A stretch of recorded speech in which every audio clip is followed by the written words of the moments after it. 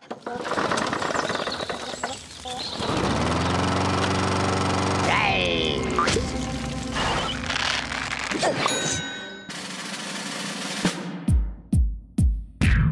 next update for Plants vs. Zombies Garden Warfare is Suburbination. We're very, very excited about it. It's a huge DLC pack for us. It's going to have a brand new map called Crash Course.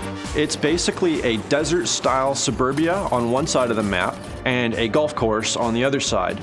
But to make things interesting, the zombies decided to crash land their Zomboss blimp right in the middle of the map.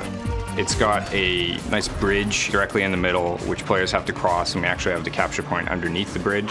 And there's sniper points on either side of the bridge and valley that are great for ranged players to take down.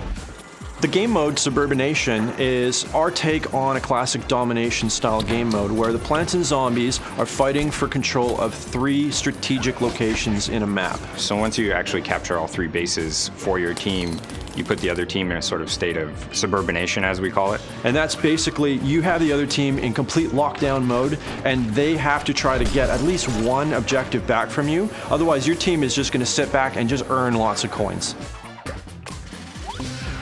Our community is fantastic. They've been super supportive and vocal, and we were thinking of ways to include them in the design process more. So we held a contest to vote on the new Peashooter design. We took in hundreds of submissions of concept art and cool characters that people had created. We narrowed that down to a smaller field, voted on those internally, and then presented the top picks onto Facebook for fans to vote. The character that was selected was called the Plasma Pea Shooter. He's sort of got a cosmic flavor to him. His weapon is very similar to the Future Cactus, where he can fire off a bunch of quick, plasma pea bursts, but he can hold and charge it for like the ultimate plasma blast. It's also going to have a bunch of new enhancements to garden ops. One of the bosses in Suburbination DLC is Baron Von Bats. We're very excited about this character. He is basically a Victorian era vampire.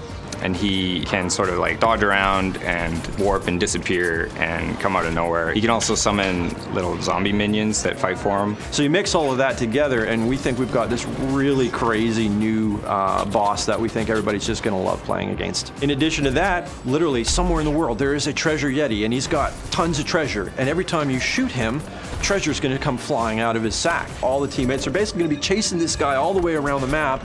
Meanwhile, their garden is, being attacked by zombies, so they got to kind of balance out how greedy are you going to get chasing this guy versus how much do you want to play the team game and try to protect your garden.